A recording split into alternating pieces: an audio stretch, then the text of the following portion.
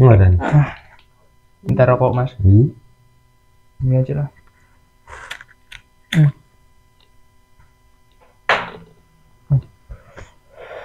Oke, ini kayaknya enak. Apa? Mau tanya nih mas, katanya motret ini apa, pernikahan itu atau wedding itu kan tantangannya gede banget ya mas ya. Terus tuh ini beda kayak motret landscape sama street photography gitu. Ya, yang jelas kalau kita berbicara soal wedding fotografi, kita berbicara bukan soal teknis, nggak hanya teknis yang jelas kalau dalam fotografi. Kalau di wedding fotografi itu kan pasti ada momen, ada emosi. Nah itu yang paling penting sih, momennya itu sama emosi si klien. Wah beneran ya mas ya.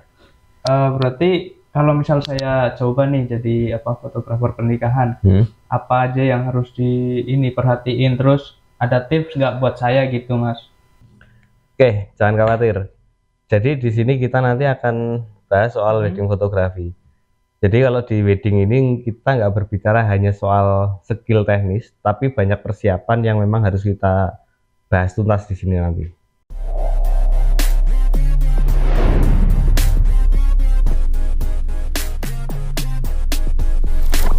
Nah, terus saya mau tanya nih Mas, sebagai pemula nih kan, untuk apa yang tadi saya kan mau nyoba motret Wedding. ya wedding kan pernikahan itu kan. Terus persiapan apa saja sebelum hari H Mas? Yaitu biasanya kebanyakan fotografer termasuk aku sendiri itu harus ketemu dengan klien sih. Ketemu dengan klien itu tujuannya untuk biar kita tahu acaranya mau seperti apa, terus lokasinya di mana. Itu biasanya kan kalau kita motret wedding itu setelah resepsi, setelah akad itu kan biasanya ada foto berdua di sesi yang bebas lah, nggak ada acara itu kita foto berdua di situ. Ketika kita survei lokasi di situ kita juga bisa menentukan spot-spot mana yang bakalan kita gunakan gitu. Yang jelas kalau soal kita berbicara soal wedding fotografi itu yang di awal tadi kita bilang nggak hanya soal skill teknis, jadi persiapan yang mateng biar kita untuk ngambilnya lebih enak. Untuk alat juga kita bawanya nggak hanya satu kamera, nggak hanya satu lensa, tapi bawa yang beberapa alat lah untuk kita bawa biar tujuannya Mempermudah ya Mas ya?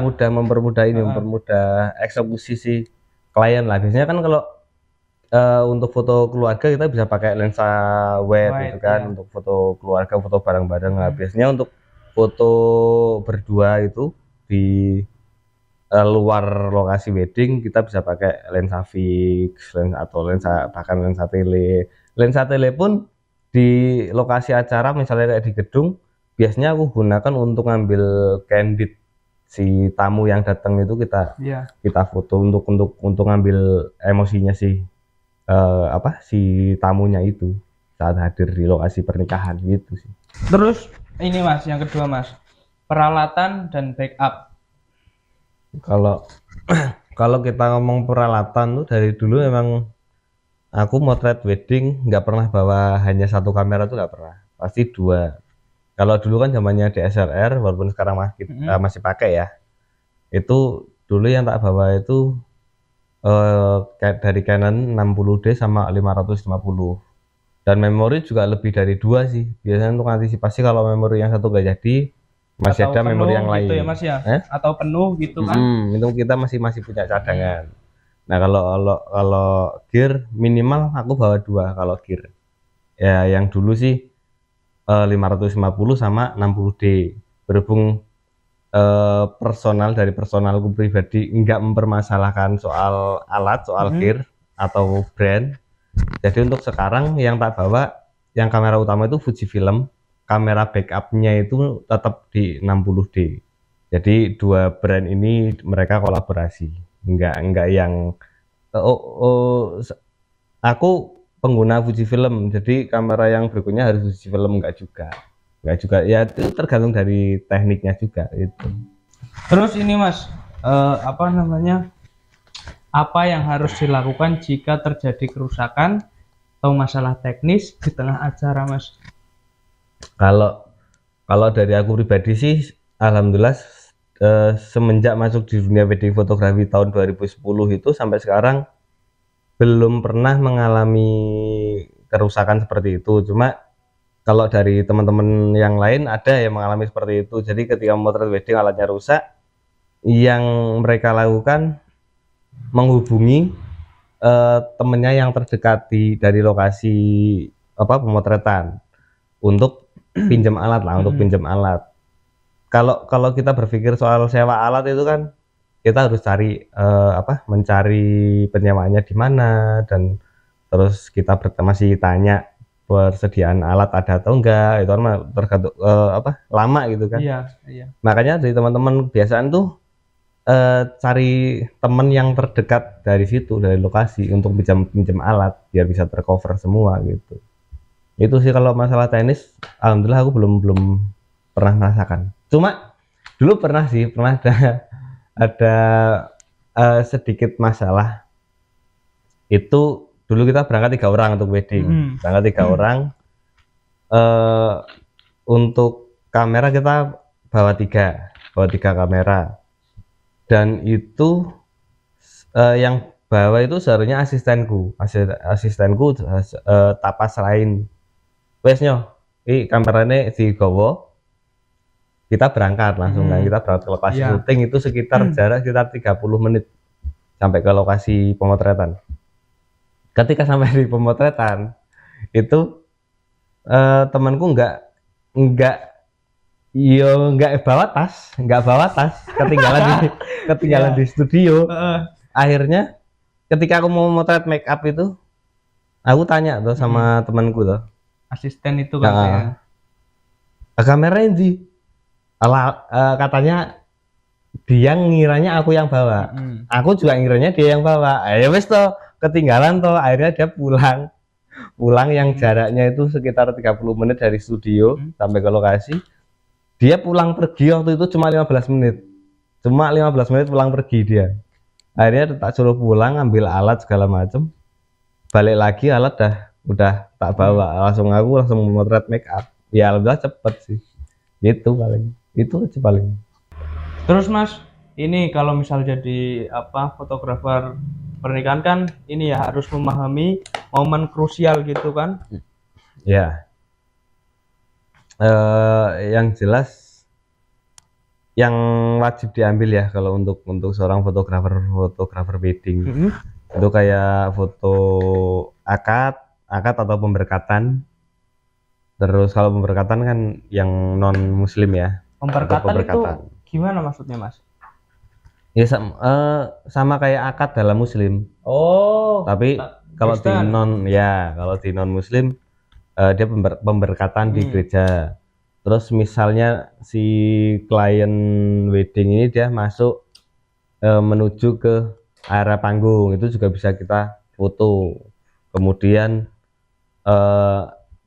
acara kayak misal kalau di Jawa biasanya ada sungkeman gitu kan, ya itu juga bisa diambil. Terus ada istilahnya sih jeneng iki nginjak telur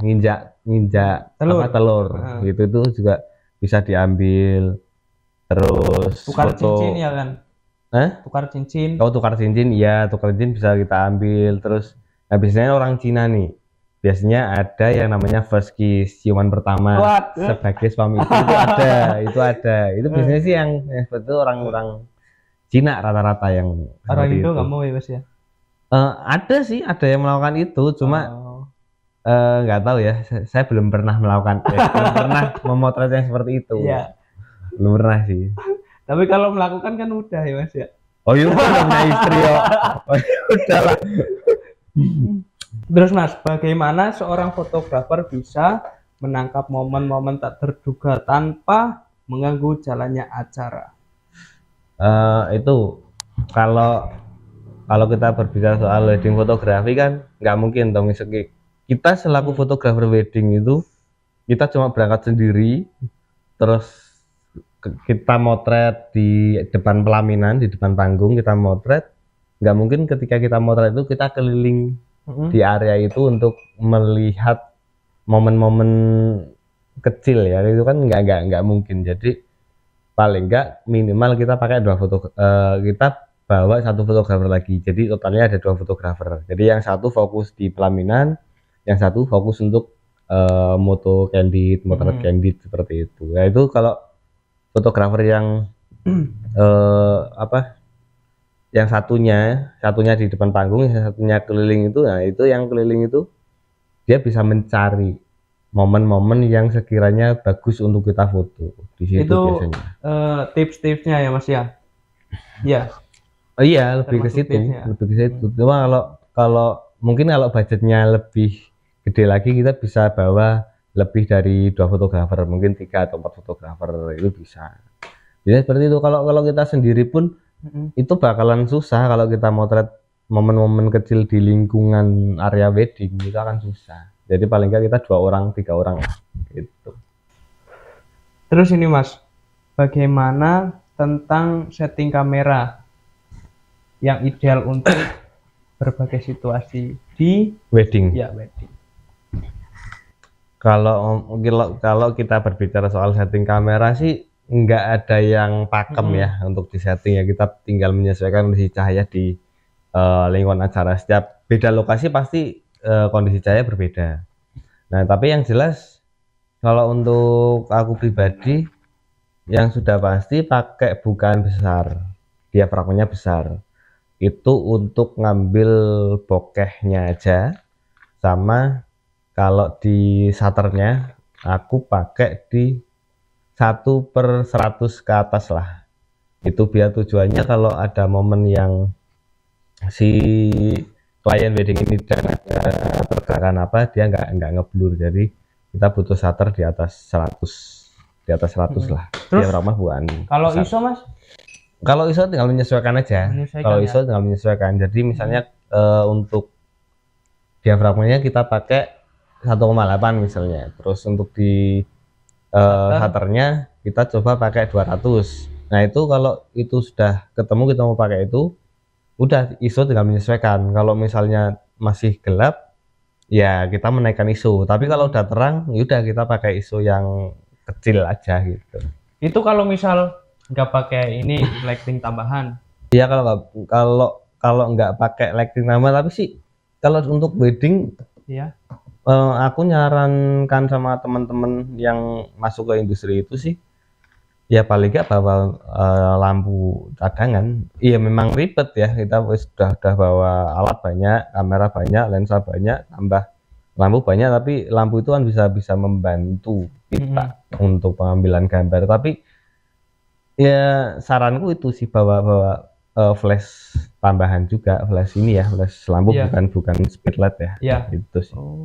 Kalau misal motret itu kan harus pakai RAW ya Mas ya, bukan JPEG kan? Nah ya, kalau untuk aku pribadi dulu sebelum bawa Fujifilm, waktu masih pakai Canon itu ya nggak pernah pakai RAW, karena memori yang aku bawa waktu itu tuh cuma 16 giga, jadi 4 giga kalau nggak salah, terus sama 16 giga. Itu kalau pakai RAW itu kan filenya gede banget. Makanya saya pakai yang JPEG, pasti pakai JPEG. Tapi setelah pakai Fujifilm memang selalu pakai RAW, harus dan wajib pakai RAW, karena untuk modelnya kan ini, kalau JPEG itu sebenarnya foto jadi, ya nggak bisa diolah. Jadi kalau kita pakai JPEG pun, misalnya untuk cahayanya sedikit over, kalau ada beberapa detail yang hilang, itu nggak bisa kita kembalikan kalau kita pakai JPEG. Tapi kalau kita pakai RAW, pakai file RAW, misalnya kondisi cahayanya over, ada detail dari baju yang hilang, itu bisa kita selamatkan. Jadi RAW itu file mentahnya, itu perlu kita edit. Oh terus ini saat editing juga enak juga ya Mas kalau RAW itu kan? Jauh lebih enak. Jadi kita ngedit file mentah sama kita ngerubah file matang kan lebih enak file mentah. Iya. Kita masak gitu kan. Kalau ya sama aja tuh kayak orang-orang masak hasil yang sudah mateng, jadi ini ya bisa jadi gosong tuh kan gitu. Modelnya seperti itu. Kalau file RAW jauh lebih enak sih untuk ngedit. mau seperti apapun ngeditnya jauh lebih enak. Terus ini Mas, bagaimana menghindari miskomunikasi antara fotografer dan klien? Saat prosesi, Ya, saat acaranya, ya, yang saat acaranya. jelas kalau itu sih yang jelas kita apa ya, kita melakukan sebelum sebelum hari H biasanya. Jadi untuk klien itu biasanya dia punya buku padoman, buku panduan, buku pedoman acaranya itu dari apa, dari eh, eh, akad nikah atau pemberkatan, terus nanti di acara resepsinya kayak resepsinya seperti apa. Di situ ada semua runtutan acara dari awal sampai akhir. Nah, di situ itu bisa jadi pedoman kita untuk ngambil apa namanya, ngambil acara di waktu produksinya, waktu hari hanya itu. Biasanya dari situ sih. Terus nanti kita juga bisa komunikasikan sama si klien untuk fotonya mau lebih banyak untuk ngambil di shoot close up-nya atau mau di full-nya atau di momen-momen yang sakral ini seperti apa, itu bisa kita dikomunikasikan sama klien ketika kita ketemu dengan klien. Terus untuk komunikasi sama ini Mas apa? Tim gimana? Kalau untuk urusan komunikasi tim kayak videografer, kalau mau kita ngomong dulu ya, mau kita ngomong Prias dulu. Kalau yang kan kalau kita di dunia wedding itu yang pertama kali kita ketemu kan biasanya Prias, yang paling awal lah, karena itu proses yang di awal banget.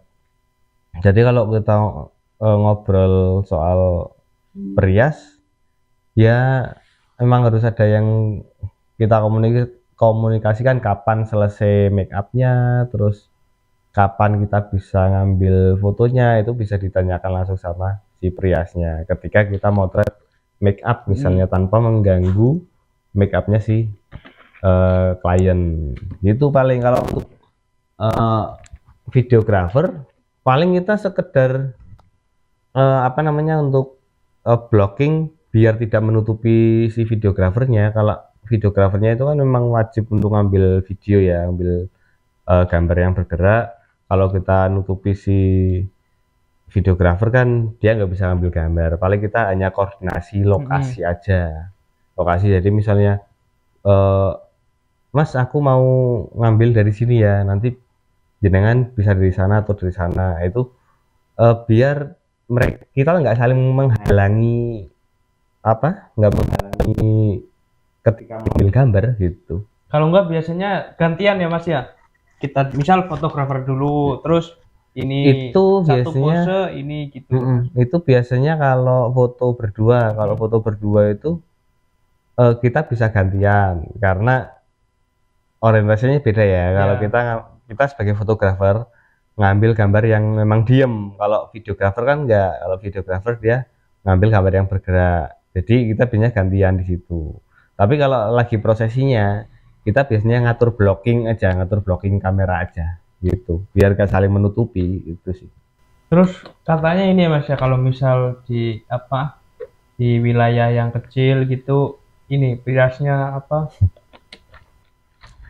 Ya kalau kita ngomongin soal kota kecil ini, kita nggak berbicara Jogja ya. Kalau di Jogja ya aku tahu lah, karena aku jobnya besar di Jogja. Tapi kalau di kota kecil kebanyakan ya, ini kebanyakan, nggak semua tapi kebanyakan, Prias itu ngambil all package. Jadi semua paket udah dihandle sama Prias. Jadi kayak fotografer yang nggak tergabung dengan Prias pun agak kewalahan biasanya kalau urusan wedding gitu ya. Kenapa nggak WO aja sekalian ya Mas ya? Iya. WO aja sih. Iya, mending itu sih sebenarnya, mending. Ya kenapa enggak? Kan enaknya gini, kalau kita nanya di WO, itu kan gimana ya ngomongnya ya, kalau WO emang sudah mengcover semuanya, dari dekor, catering, video, foto, itu sudah di handle si WO semua. Dan WO itu kalau pas hari H itu kebanyakan memang dia bertim. Jadi pas acara juga ada WO-nya, ada yang ngatur acaranya gitu. Tapi kalau kita yang mau nikah ordernya ke Prias, Prias menyediakan semuanya kayak foto, video, catering, dekor, segala macem. Kan ya susah juga karena nggak ada yang ngatur di lokasi acaranya gitu. Kalau Prias kan cuma sekedar menyediakan paket lengkap tapi nggak menghandle acara secara keseluruhan, Pak. Susah, Pak. Tapi kalau misal itu, ini sih katanya ya Mas ya, ini ya Mas ya, kalau misal di Prias tuh harganya tuh, waduh, Wah, ke bawah lah pokoknya iya ya Mas ya, ya. aku ngomongnya ya. Kebanyakan sih. Nggak kebanyakan emang seperti itu. Jadi yang dianaktirikan justru kebanyakan ini bukannya nyindir ya, tapi ya kebanyakan yang saya tahu seperti itu. Jadi fotografer itu kayak dianaktirikan. Jadi untuk bayaran yang kecil biasanya fotografer. Biasanya fotografer. Padahal ya ini aku berbicara sebagai fotografer awal mula di Jogja ya. Kalau dulu di Jogja itu aku jadi fotografer justru malah apa ya, jadi vendor yang pertama kali dicari oleh klien. Jadi yang pertama dicari oleh klien adalah fotografer dan itu masuknya ke aku. Kemudian dari klien ini dia tanya, Mas, kalau sama make up sama ini bisa nggak? Ya aku jawabnya iso toh, bisa, iso nggak, gimana? Terus akhirnya ketika mereka ngorder make up ke aku, nggak tak handle sendiri, pasti dia tak kasih nomornya si Prias, karena aku banyak kenalan Prias di Jogja.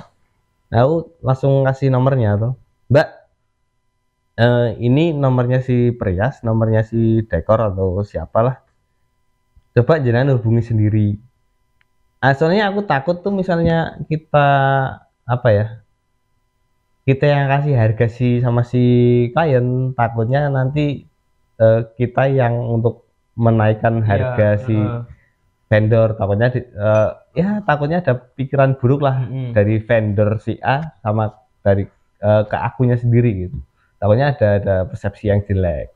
Biar ini ya Mas ya, biar kalau misal kliennya langsung yang komunikasi yang deal-dealan langsung lah gitu kan. Itu lebih enak. Ya kan? Jadi kayak aku dulu waktu jadi fotografer di Jogja itu kan kurang lebih sekitar 7 tahun ya aku di Jogja jadi fotografer. Itu aku lebih memprioritaskan foto. Jadi penghasilanku hanya dari foto, enggak dari Prias, enggak dari dekor segala macem. Aku enggak ngurus soal itu. Yang jelas tugasku di fotografi yo motret, dapat bayaran juga dari motret. Jadi biar klien ya wes sana rembukan sendiri mau acara mau gimana, mau seperti apa, nanti ya intinya dia lah yang langsung komunikasi dengan si vendor itu, bukan kita yang ke vendor gitu sih.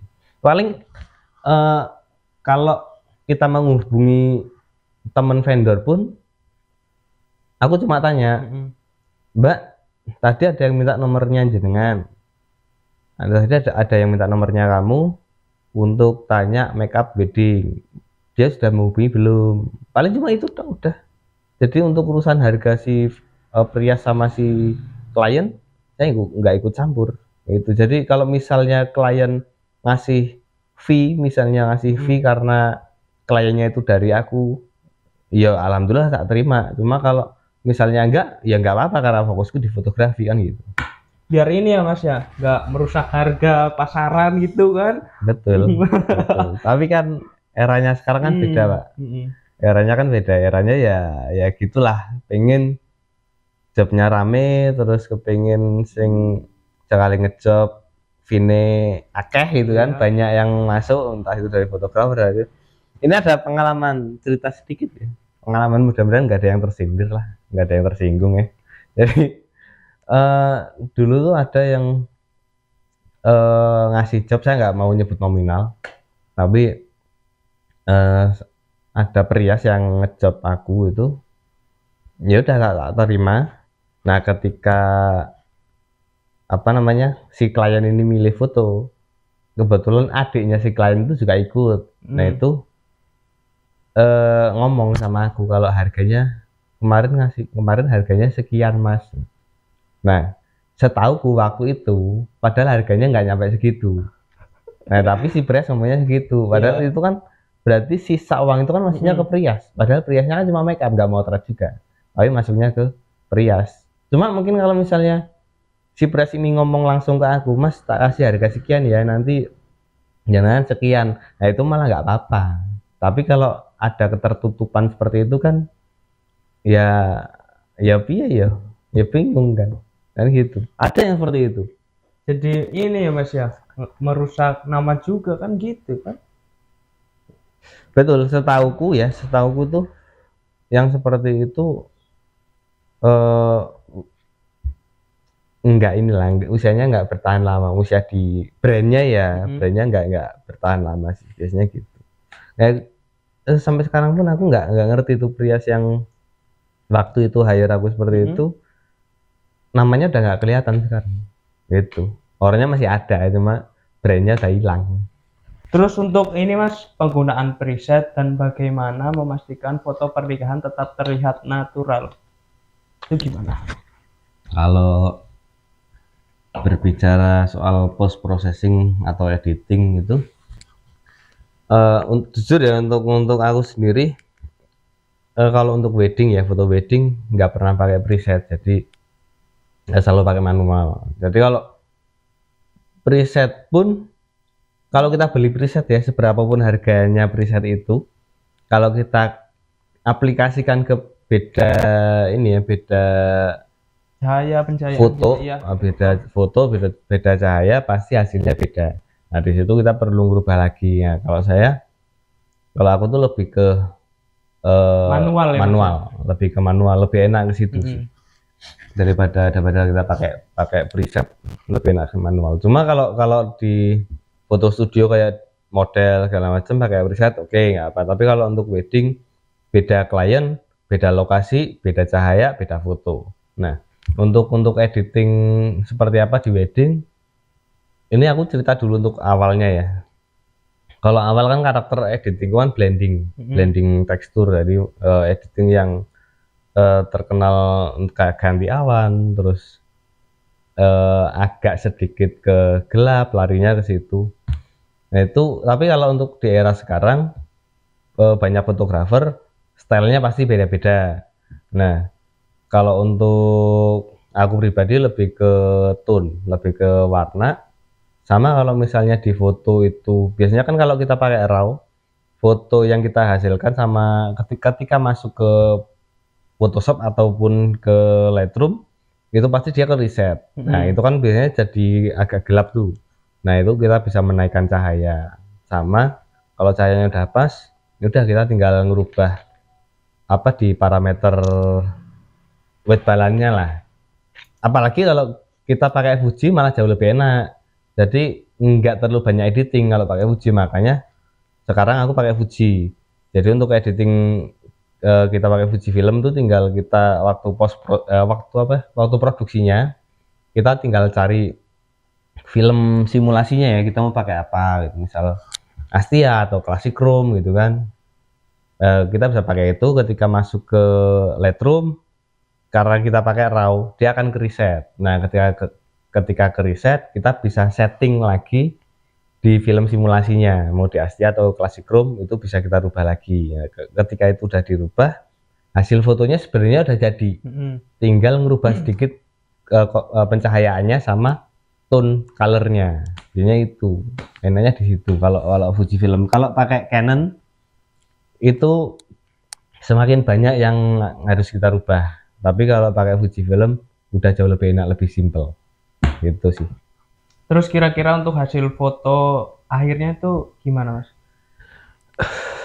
Biasanya ya itu tadi yang aku bilang, fotografer punya karakternya masing-masing. Cuma kalau untuk hasil foto wedding biasanya kalau aku lebih tak tanyakan ke kliennya dulu hasil fotonya mau seperti apa, atau ada request atau enggak. Kalau mereka ada request, ya udah kita garap sesuai dengan requestan si klien. Tapi kalau nggak ada requestan, ya udah kita garap sesuai dengan style kita masing-masing. Tapi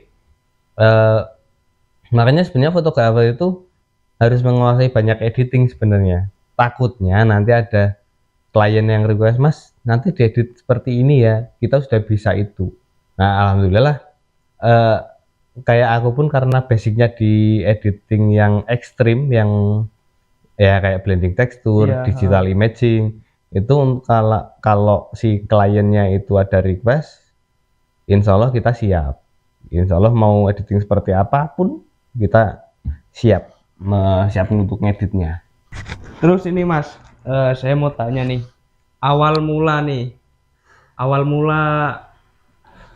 Mas Tama nih, ini mulai foto dan awal mula brandingnya. Kalau kita berbicara awal mula di fotografi, udah lama sebenarnya, dari 2008. Dari Awal mula masuk ya. Iya. Awal mula masuk fotografi, belajar foto itu dari tahun 2008. Cuma mulai ada job itu di tahun 2009. Jadi selang 1 tahun belajar foto.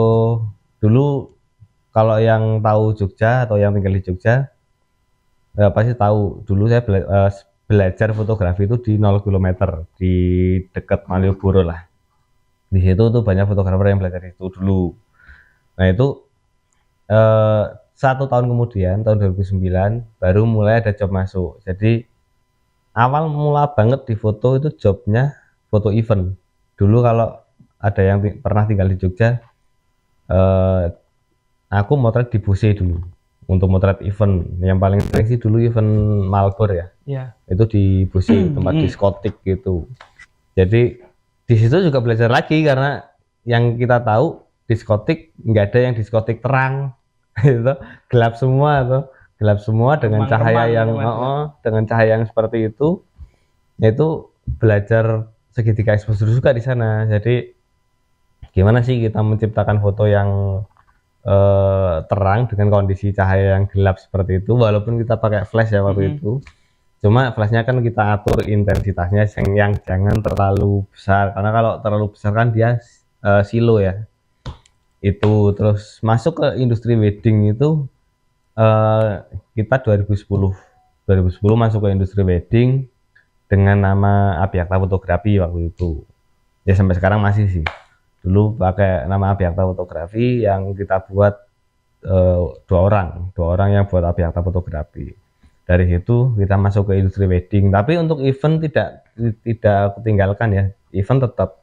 Karena untuk wedding, karena kita awal banget untuk masuk ke wedding, jadi yang kita takutkan kita nggak payu, wedine ra laku gitu kan. Jadi event tetap tak ambil. Tahun 2011 selang 1 tahun, alhamdulillah kita udah rame untuk wedding. Event tinggal kita fokus di wedding fotografinya. Itu dari tahun 2010, dan itu di Jogja waktu itu. Makanya untuk kondisi wedding di Jogja, insya Allah sampai sekarang masih paham, insya Allah. Terus sebelum ini ada nama Abhyakta Fotografi itu siapa Mas? Nah itu personal branding ya. Iya. Itu personal brandingku dulu Tama Fotograf. Makanya sebenarnya nama panggilanku dulu bukan Tama. Ini aku nggak usah ngomong ya, namanya bukan Tama, karena tahun 2008 kenal foto, jadi ada nama Tama Fotograf. Jadi teman-teman fotografer yang kenal aku sebagai fotografer taunya masih Tama, makanya sampai sekarang dikenal Tama. Nama Tama pun itu karena dulunya ada dua orang yang manggil namaku dengan nama Tama. Jadi ya wes lah, tak angkat jadi sebuah personal branding sebagai Tama Fotograf waktu itu. Nah ketika ketemu sama partnerku dulu, akhirnya Tama Fotograf masih, tapi fokusnya untuk foto model waktu itu. Terus kita buat Abhyakta yang khusus untuk brandingnya si kita lah di industri wedding itu. Jadi awalnya Tama Fotograf awalnya itu. Wah, ternyata motret pernikahan nggak ini ya Mas ya, nggak segampang yang saya kira gitu kan. Banyak banget yang harus dipersiapkan gitu loh.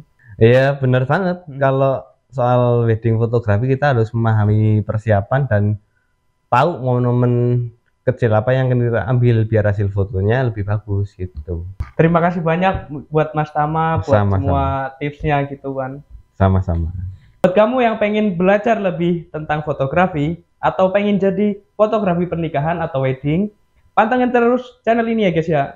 Dan buat kamu yang masih nonton video ini, jangan lupa like, share, dan subscribe biar tidak ketinggalan informasi seputar fotografi dari kami. Saya Tama, Saya Dani, di belakang kamera ada Fadil. see you dan sampai jumpa.